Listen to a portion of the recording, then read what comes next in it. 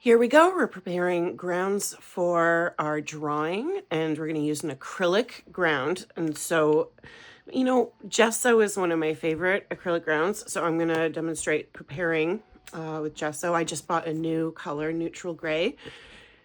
I think Trier might be one of the few companies who makes this, but you can use a white gesso. And let me show you what that would look like before I demonstrate it. This is graphite and watercolor on gesso. That was gessoed on this wood panel. It's a white gesso. Love this. It's simple. It's actually very traditional.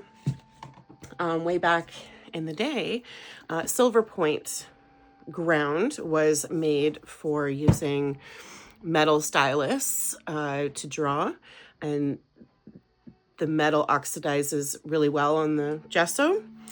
So really great for all drawing media. Here's another example of a clear gesso on a poplar wood. This was soft pastel on top of clear gesso. And there's some very subtle, probably not something you can see on video, very subtle brush strokes in there. So it does create like the sun, these little elegant textures. And then this is an example of charcoal and soft pastel on dry media ground, which is dries clear, so you can see the wood. So I didn't paint the board. I wanted to be able to see the wood. And this has more of a sandpaper-like texture, where gesso is much smoother in comparison. But even though there's a smoothness to the gesso in comparison, it still has a tooth, and that's good enough. So again, it's kind of the extreme. I'll demonstrate the gesso because it's a little bit smoother, and then the dry media ground because it's rougher.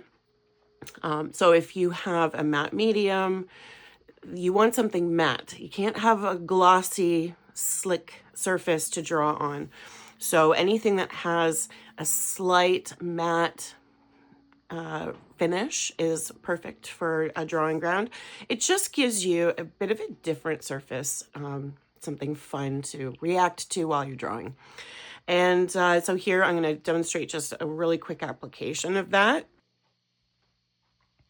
Okay, so here is my gesso that I'm going to use. I have clear gesso, I have black gesso, I have traditional white gesso, and yet my most recent purchase is this neutral gray gesso. So I want to test the opacity. I have my sketchbook here. I put a black line down, and I'm going to see what kind of coverage I can get with this. Oh, look at that. That is beautiful. Oh, the viscosity. This is smooth, and it's what you call low viscosity because it's fresh. Sometimes, not sometimes, gesso gets thicker every time you open the lid. So, wow, this feels so beautiful and great. So I'm using a wash brush. I chose one with bristles because I want to have some texture from the brush strokes. And the best tip I can give for applying gesso is don't overwork it and brush it. The recommendation of applying 2 to 3 coats is one, so that you are applying thin layers and they dry faster.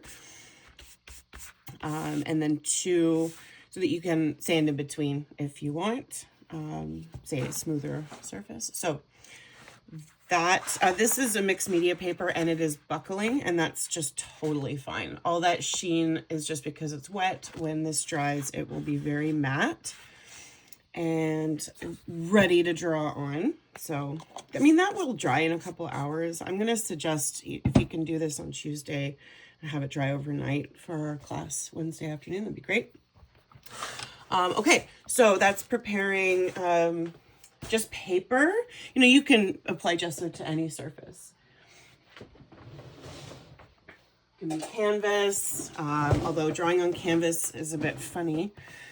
Now I wanted to show the dry media ground, which again, you can apply to any surface. So it could be birch panel, or say like, you know, you can even recycle old surfaces. Like this is a backing millboard, and you know, it's not the nicest as is, but then I could apply either gesso or the dry media ground. Another cool thing you can do with clear mediums, so either a clear gesso or a dry media ground, is to apply it on old artwork and bring in some dry media drawing stuff. So this is the best brush to use. It's a rubber spatula brush. You can absolutely use like, you know, spatulas or an old credit card. A brush, you can totally use a brush as well, but you will get brush strokes. I find this is the medium that dries like a fine grained sandpaper. So it does work best in the thinnest layer possible because it doesn't have any better texture when you apply it thick. And thick lines like that, you know, you have to draw over them, and you don't want to run into those. So this allows you to smooth out any ridges. You don't really want it thick like this. Other than the fact that the texture doesn't get any better, it also will not dry transparent. So, you know, this does clarify, but the thicker it is, there's a matting agent in there, and it will have some coverage. Like it won't clarify properly. So really, you don't want it like that. You also don't want to take it right off so that there's nothing left. You just want a really thin, paper thin layer. So it's as easy as that. And if you have any questions, let me know. See you Wednesday.